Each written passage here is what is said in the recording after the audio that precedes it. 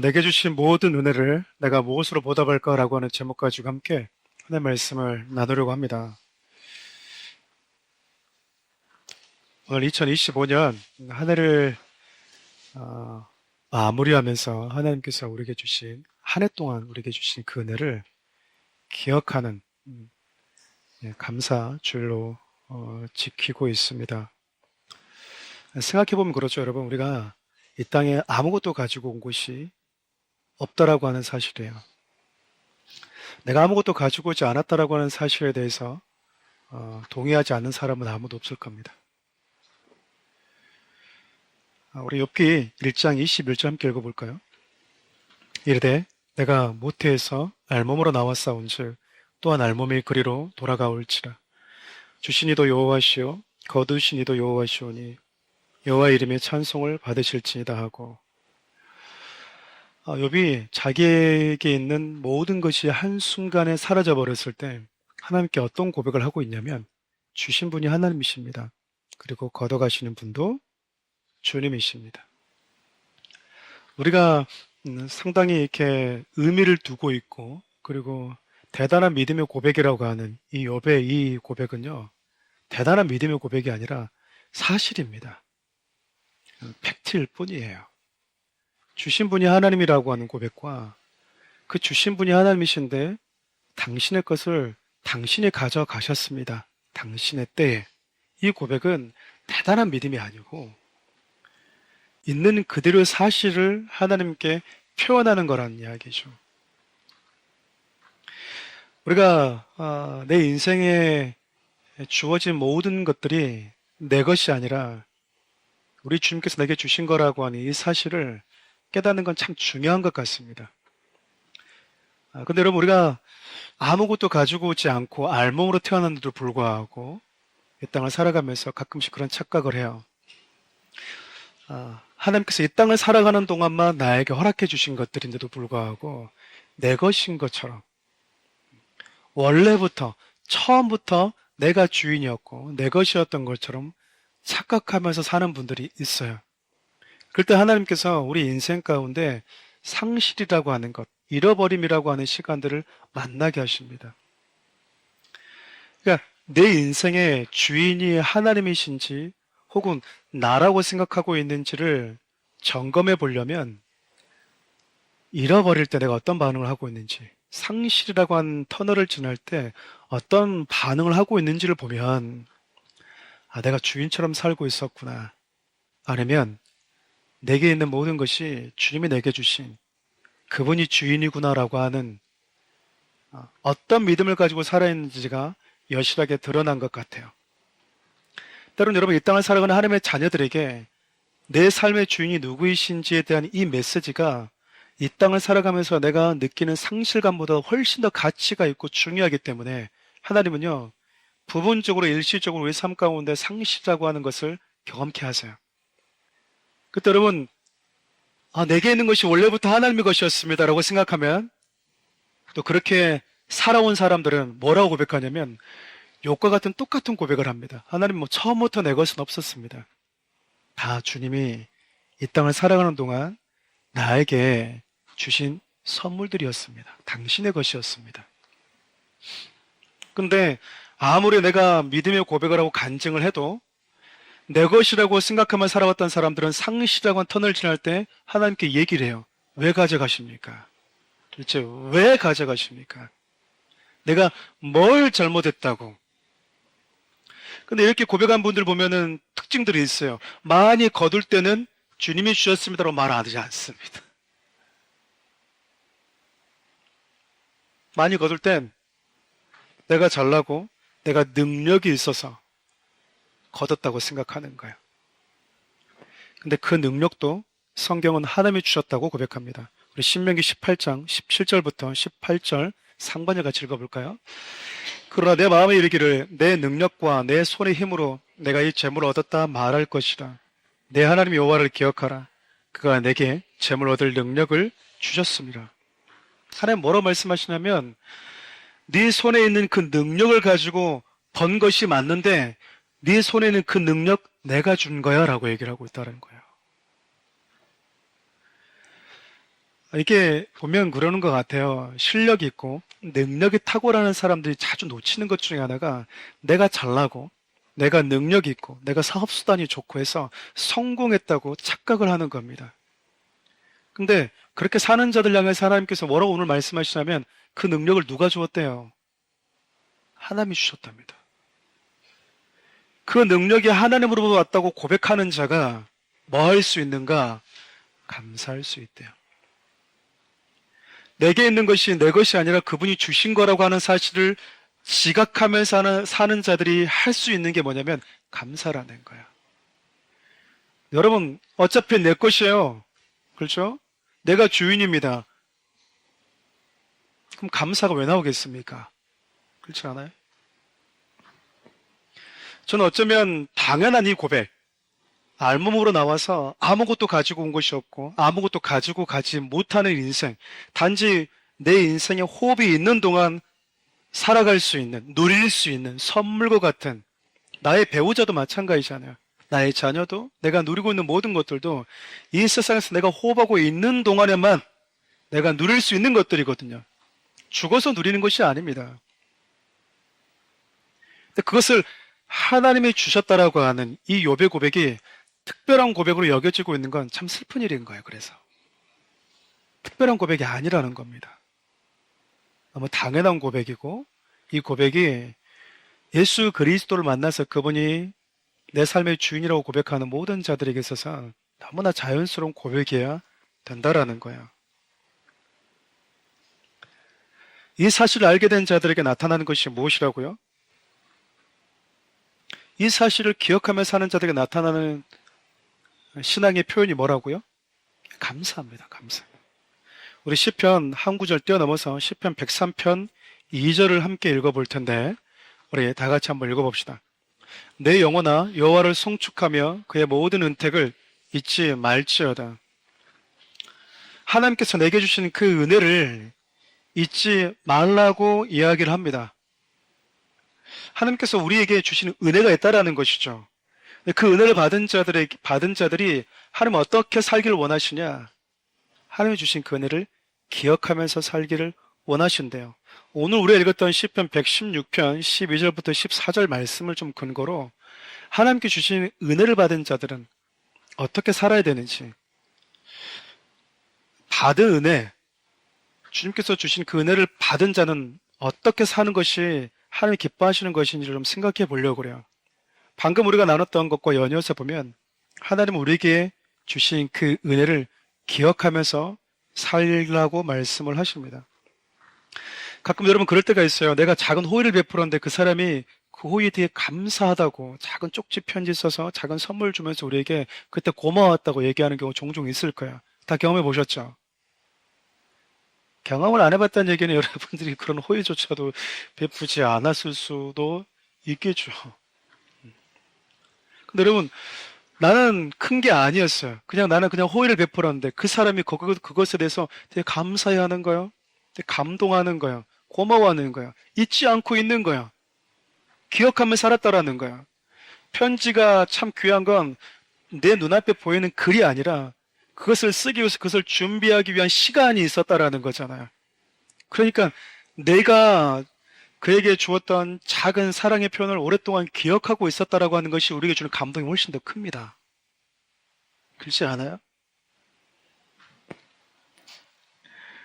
그때 여러분 우리가 행복감이라고 하는 것을 느끼죠. 우리 역시 하나님께서 주신 은혜를 먼저 기억하며 사는 것이 필요하다고 이야기를 합니다. 그 이유 중에 하나는 12절 말씀에 어떤 표현이 있냐면 시인이 이렇게 얘기해요. 내게 주신 이렇게 얘기합니다. 이 말은 하나님께서 우리에게 주신 것이 있다라는 거야. 준 사람은 기억하는데 받은 사람이 기억을 못하면 살 때가 참 많죠. 근데 하나님 우리에게 주셨대요. 우리에게 주신 은혜가 있대요. 근데 누가 감사하고 누가 그 은혜를 기억하는가? 하나님이 주셨다고 하는 것을 아는 자예요. 이거 하나님이 주신 거네. 오늘 생각해 보십시오, 여러분. 이 세상에 남자들이 얼마나 많고 여자들이 얼마나 많습니까? 근데 그 중에 하나님이 한 배우자를 나에게 주셨어요. 소중한 생명을 나한테 주시고 사랑하는 가족을 나에게 주셨어요. 하나님이 내게 주신 것이 무엇인지가 비로소 보일 때 우리가 그 은혜를 기억하고 또 감사하면서 살 수 있다고 생각합니다. 여러분들 당부드리고 싶은 게 그거예요. 상처를 오랫동안 마음에 담아두지 마십시오. 여러분이 잠자고 있는 그 방보다도 더 깨끗해야 되는 게 여러분의 마음의 방이에요. 근데 여러분 마음의 방에다가 누군가에게 받은 상처를 너무 오랫동안 담고 사는 건 여러분의 영혼에 유익하지 않아요. 그럼 불은 작든 크든 태우는 성향이 있다고요.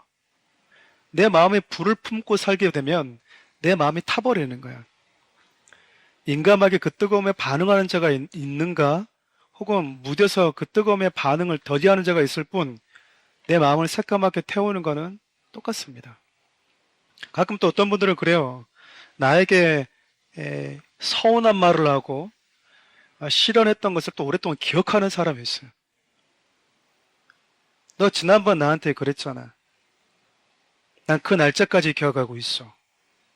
2012년 뭐 그러면서 기억도 못하고 있는데 네 그때 무슨 옷 입고 왔는지 나는 알고 있어.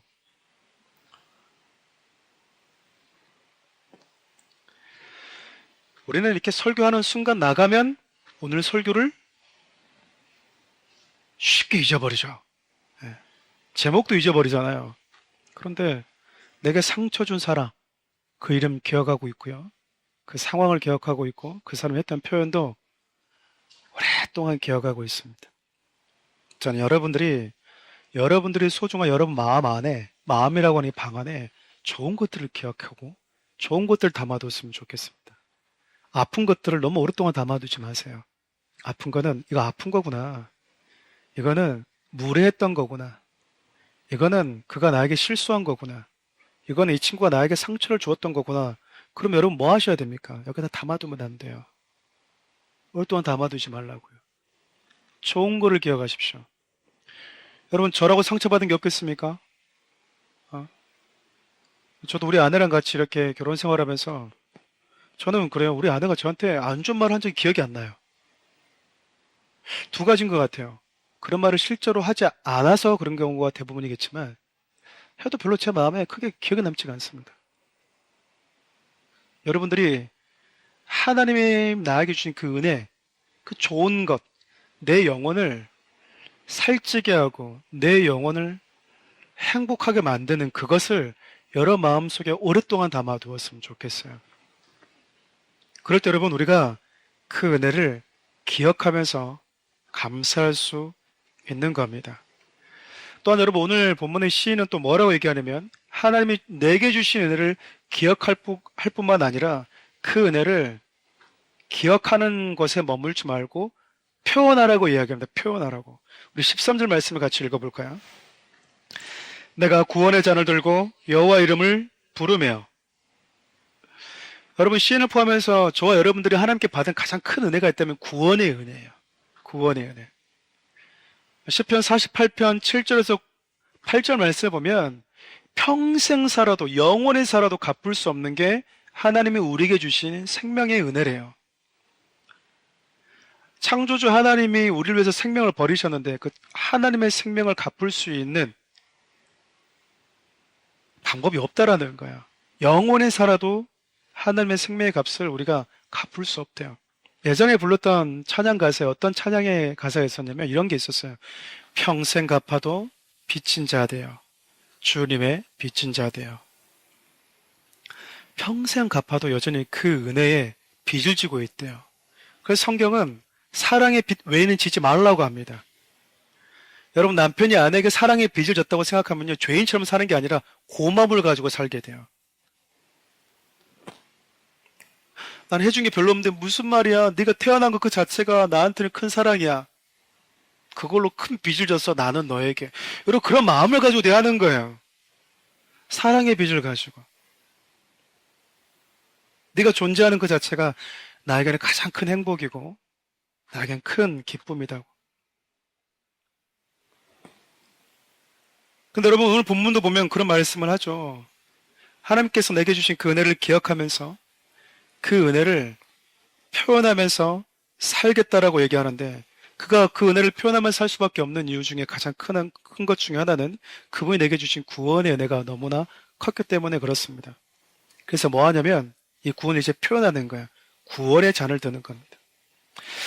고대 이스라엘 백성들이 이렇게 제사를 지낼 때 보면, 특별히 감사 제사를 드릴 때 보면 포도주 잔에다가 이렇게 잔을 채워서 하나님을 향해서 잔을 들어요. 상징적인 메시지죠.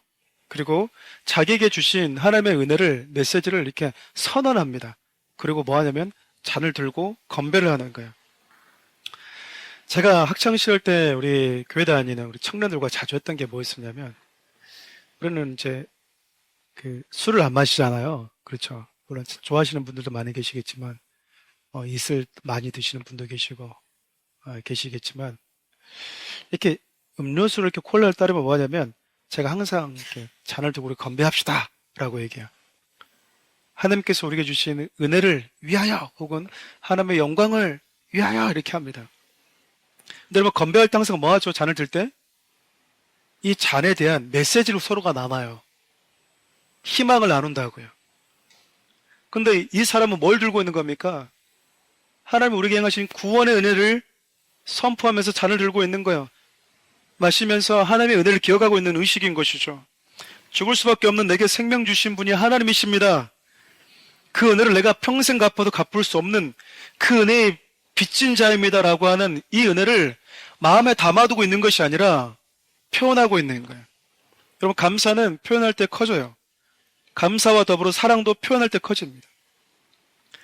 여러분, 되게 금실이 좋은 부부들 보면요, 되게 알콩달콩하면서 표현해요. 표현을 해. 오빠 나 뭐 달라진 거 없어? 그러면 오, 이거 참 좋은 것 같아. 이거 참 예쁘다. 표현한다고요. 여보, 나 뭐 달라진 거 없어? 뭐 취향 먹었나? 어? 뭐, 입새도 뭐 발랐나? 뭐 이렇게 하잖아요.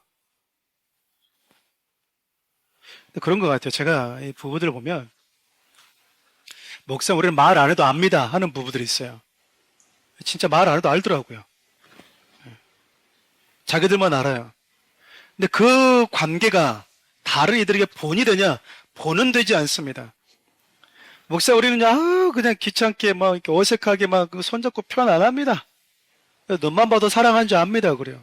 그건 자기 방식의 사랑인 거야. 그렇게 사랑하는 분들 보면 참 친밀해 보인다라고 하는 것을 느껴본 적이 별로 없었던 것 같아요. 친밀함이라고 하는 건 여러분 표현할 때 나타나는 것 같아요. 감사도 마찬가지죠. 하나님께서 내게 주신 그 은혜를 고마워, 기억만 해, 그것이 아니라 표현하는 자. 그러니까 오늘 시인은 하나님께 은혜를 받은 자가 어떻게 그 감사를, 감격을 표현해야 되는지 너무나 잘 보여주고 있는 것이죠. 저는 사랑하는 우리 청년들이 하나님께서 저와 여러분이 주신 그 은혜를 기억하고 감사로 표현할 수 있는 자들이 되었으면 좋겠어요. 또한 여러분, 오늘 시인이 마지막으로 뭐라고 얘기를 하냐면, 하나님께서 주신 은혜를 기억하고 표현하고 나아가서 이것을 사람들 앞에서 공개적으로 자기가 드러내면서 살겠다라고 이야기를 합니다. 다시 말하면 은혜를 받은 자로 살겠다라고 결단하고 있는 것이죠. 우리 14절 말씀을 같이 읽어봅시다. 여호와의 모든 백성 앞에서 나는 나의 소원을 여호와께 갚으리로다. 시인이 지금 하나님께 드린 서원을 이행하겠다고 말하고 있어요. 몰래 하는 게 아니라 모든 백성들 앞에서 그것을 이행하겠대요. 이 말은 내게 주신 그 은혜를 적극적으로 이행하겠다라고 하는 시인의 단호한 결단이 담겨져 있는 거예요. 뿐만 아니라 여러분, 모든 백성들 앞에서 하겠다라고 하는 것은 하나님께서 내게 주신 그 은혜를 공개적으로 드러내겠다라고 하는 뜻이기도 합니다. 여러분, 약혼식과 달리 결혼식은 수많은 증인들 앞에서의 약속이에요. 둘만 약속해도 되잖아요. 둘만 약속해서 반지 끼워줘도 되거든요. 법적인 부부입니다. 그런데 여러분, 많은 사람들 앞에서, 대중 앞에서 결혼식은 공개적인 약속인 거예요. 공개적인 약속이라고요. 여러분, 공개적으로 많은 사람들 앞에서 하나님께 받은 은혜를 고백하게 되면 크게 두 부류의 반응들이 나타나는 것 같아요. 예수님을 믿고 있고 그 은혜를 받은 사람들이 반응이 있다고 생각합니다.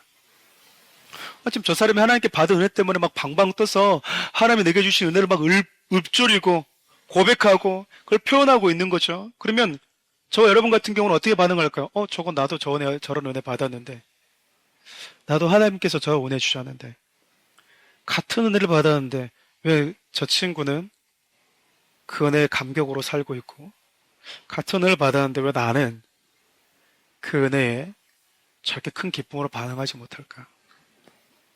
우리 안에 잠들어 있는 감사를 깨워주는 거야.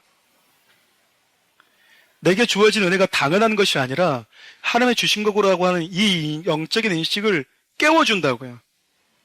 동시에 여러분, 안 믿는 사람들이 이 모습을 보면 어떻게 반응할까요? 굳이 그렇게까지. 하나님이 도대체 뭔 은혜를 줬다고? 너 그렇게까지 하니? 하나님께 너 그렇게까지 막 드리고 하는 거 너무 오버하는 거 아니니? 낭비하는 거 아니니? 라고 하는 그런 비난 섞인 메시지, 부정적인 시각을, 부정적인 시선을 우리가 맞닥뜨릴 수 있다라는 거예요. 그렇지 않겠습니까? 도대체 하나님이 나한테 해준 게 뭐가 있어서 굳이 그렇게까지 앞에 나가서 찬양하고 감격하고 하나님을 예배하고 거기서 뭐 헌금도 또 왜 하니 거기서?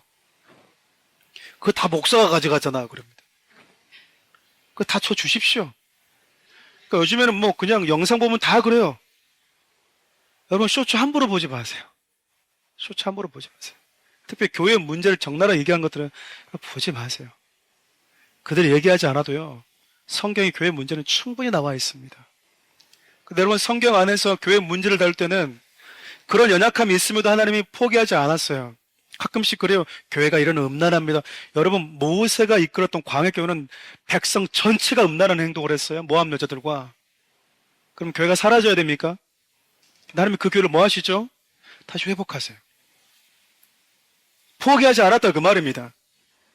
그럼 우리는 그 메시지를 보면서 이렇게 이 바닥을 치는 이런 가능성 없는 우리를 하나님 끝까지 포기하지 않으셨네?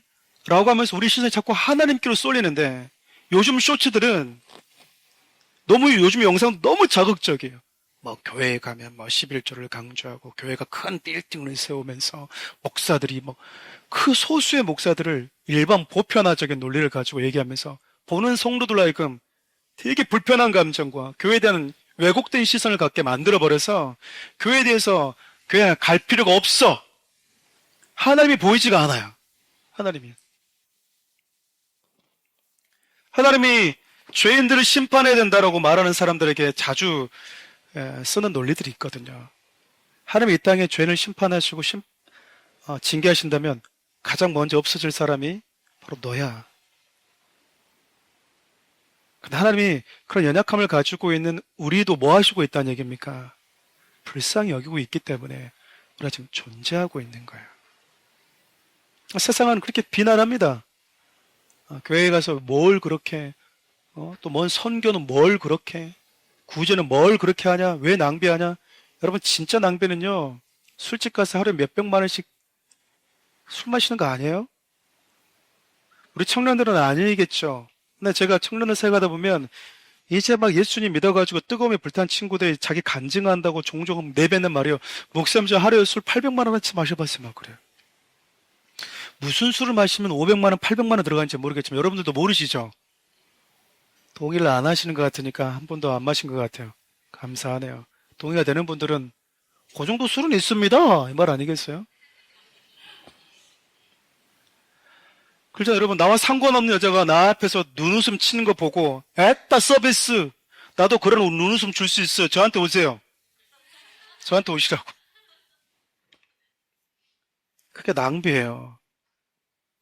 나한테 마음도 없는 누군가에게 다른 자기 이익을 위해서 눈웃음을 파는 그에게 그게 낭비라고요. 계속 밤새서 술 먹으면 뭐예요?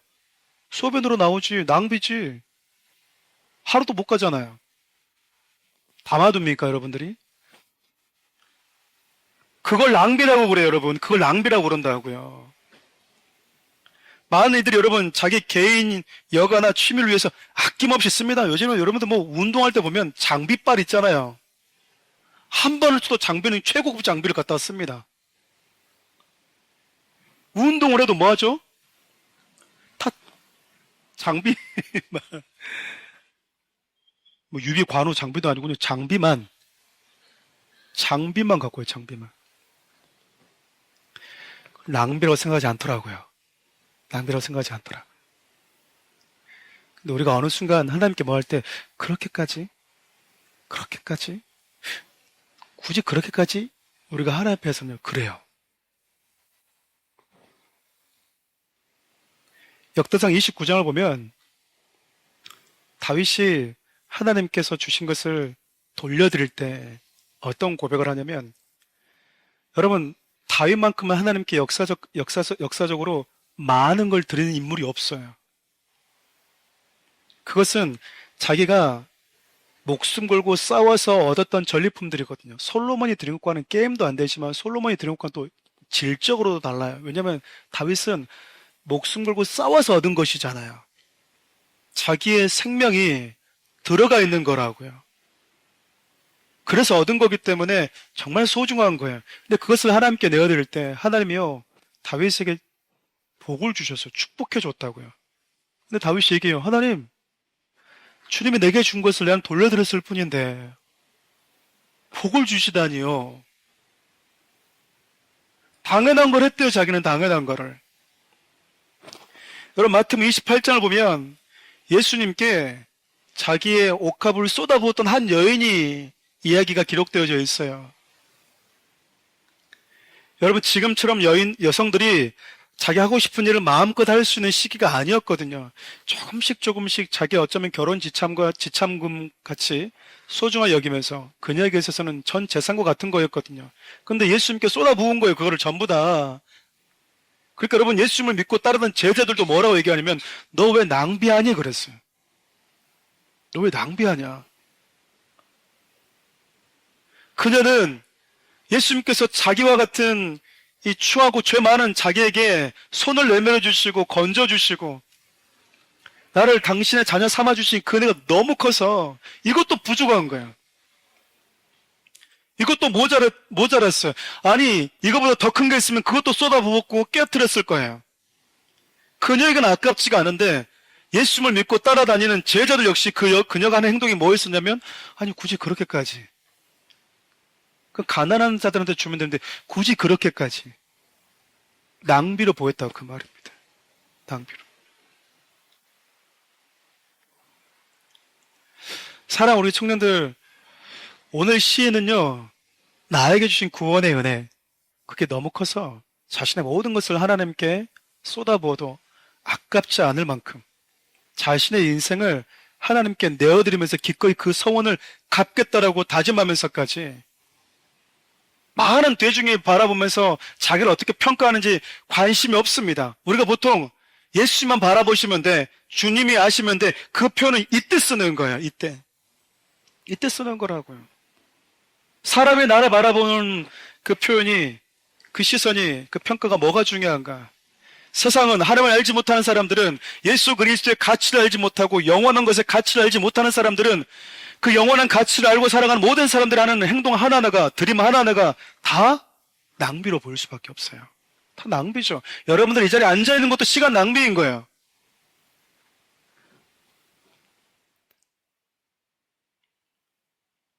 근데 여러분 오늘 우리가 읽었던 이 본문의 기자는 뭐라고 얘기하죠?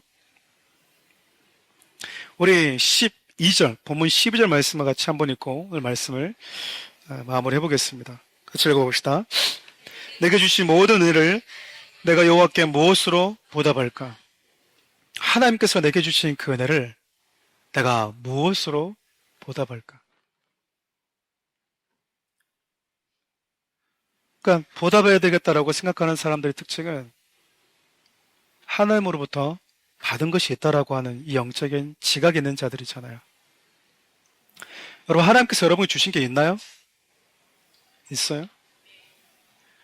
여러분들이 금수저 물고 태어났든 은수저, 다이아몬드 수저를 물고 났든 그 물고 태어난 그 금수저가 하나님이 주신 거라고 하는 게 고백이 되십니까? 여러분 타고난 그 지혜와 능력이 하나님으로부터 주어진 거라고 하는 게 고백이 돼요? 그런 자들이 뭐 하는 겁니까? 보답을 하는 거예요. 받은 게 없는데 어떻게 보답을 합니까? 자꾸 목사님 그렇게 얘기하면 마음이 어렵죠.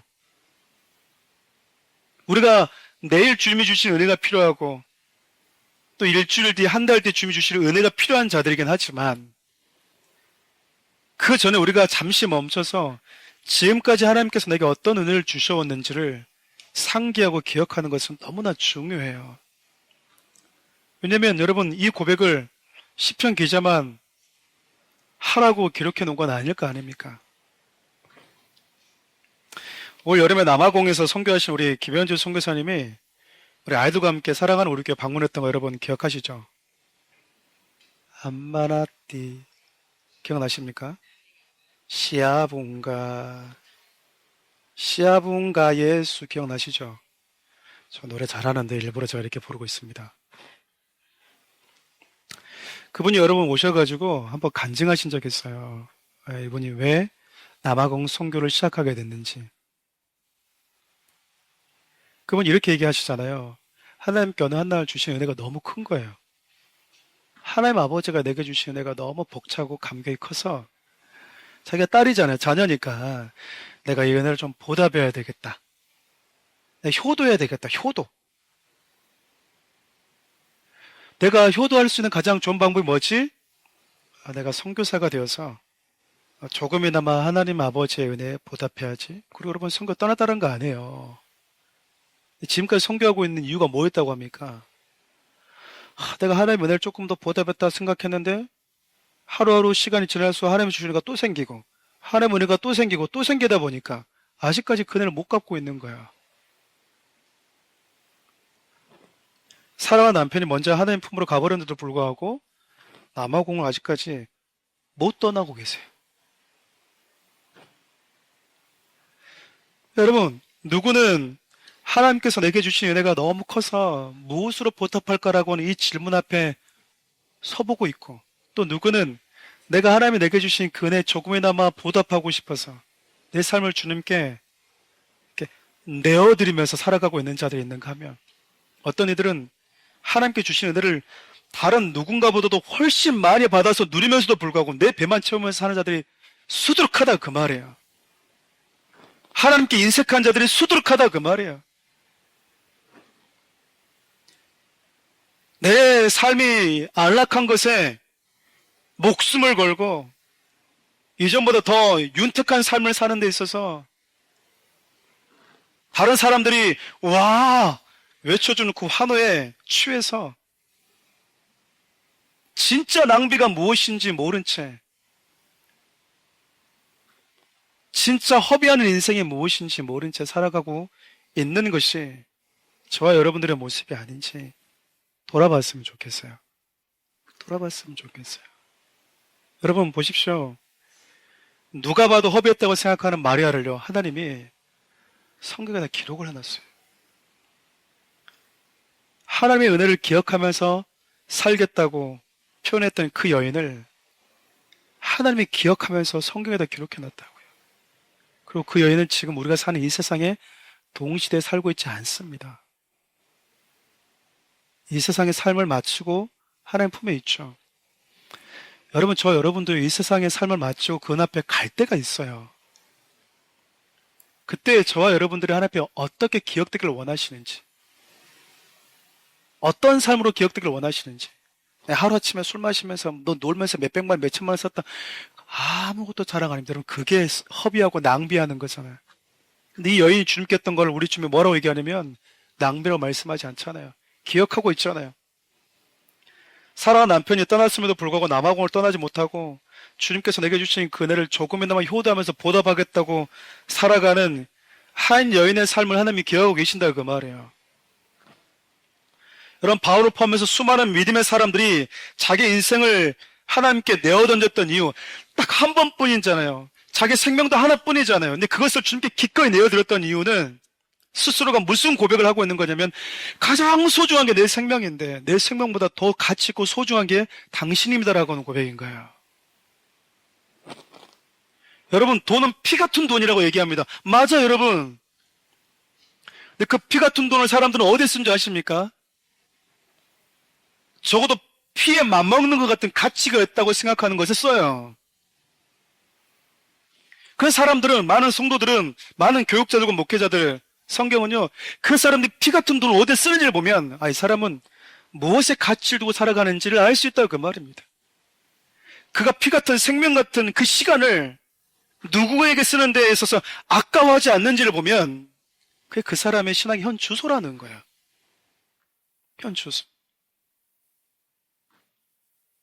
사랑하는 우리 성도 여러분, 사랑하는 우리 청년들, 오늘 이 질문 앞에 좀 잠깐 여러분들 서봤으면 좋겠어요. 내게 주신 하나님의 은혜는 무엇인가? 하나님은 내게 주었다고 하는데 나는 그 은혜를 기억하면서 살고 있는가? 주님이 뭘 줬는지조차도 나는 생각해 본 적이 하나도 한 번도 없어서 생각해 보라고 하면 그 자체 질문이 스트레스고 생각해 보라고 하면 막 찾아야 되고 언제 뭘 줬지? 하나님이 내게 주신 것조차도 기억하지 못하면서 살고 있지는 않는지. 전 사랑하는 우리 교회 청년들, 사랑하는 우리 성도들이 오늘 추수감사주를 시작으로 내 남은 인생을 어떻게 주를 위해서 살지, 내가 주를 위해서 무엇을, 그 은혜를 무엇으로 보답할지에 대한 이 고민을 해보았으면 좋겠습니다. 여러분, 영혼들을 섬겨보셔야 돼요. 영혼들을 섬겨보셔야 됩니다. 하나님을 예배하고 기도하는데 여러분들이 힘써야 돼요. 제가 이번 주 금요일 날 세계교회에서 같이 우리가 예배를 드렸는데 우리 청년들이 한 7분인가 8분인가 오셨어요. 많이 오셨더라고요.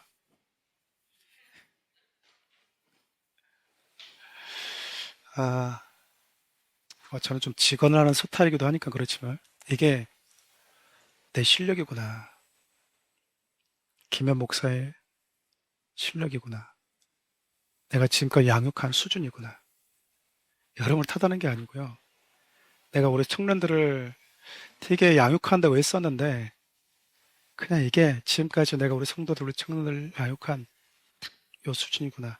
부끄러운 제 중간 점검을 하는 것 같아서 참 부끄럽더라고요.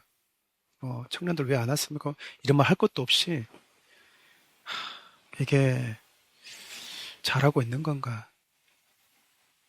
나는 우리 청년들을 예배에 가까워 있는 사람, 이제는 나 혼자 예배가 아닌 함께 예배하는 자들, 연약한 자들을 돌보고 교회 공동체와 함께 내 문제만 놓고 기도하는 것이 아니라 적어도 하나님의 나라라고 하는 중요한 비전을 위해서 함께 꿈꾸고 기도할 수 있는 사람이 되기를 원하고 있는데 여전히 우리 청년들은 다른 어떤 것이 더 소중한가 보다.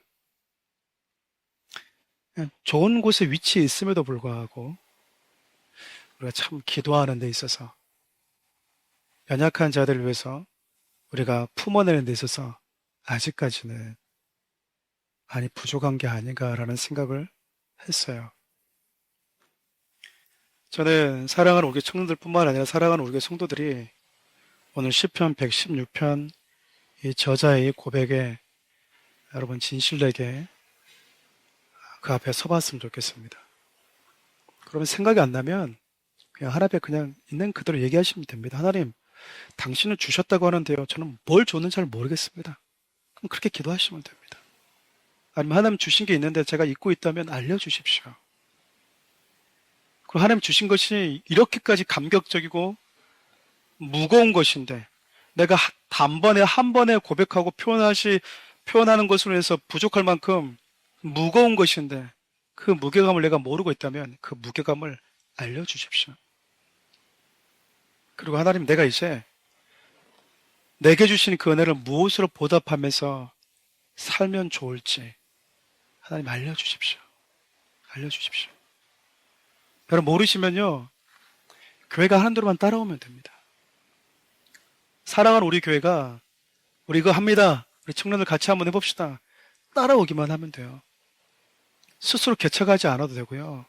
교회가 하자고 한 대로만 따라와도 여러분들이 하나님께 받은 은혜를 교회 공동체와 함께 조금씩 갚아 나갈 수 있을 거라고 생각을 해요.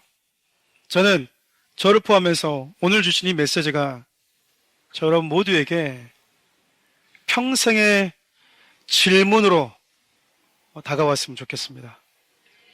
한 해가 지나기 전에 또 이 질문 앞에 서보고 나는 내게 주신 그 은혜를 어떻게 보답하며 살고 있는가? 주님이 내게 주신 그 은혜는 무엇인가? 그래서 오늘 시인처럼 하나님 내가 많은 사람들 앞에서 내게 주신 하나님의 그 은혜를 내가 자랑하고 높여드리면서 살아가는 자가 되고 싶습니다. 내게 주님이 주신 그 능력이 무엇인지를 자랑하고 살겠습니다. 사람들은 야, 너 참 대단하다.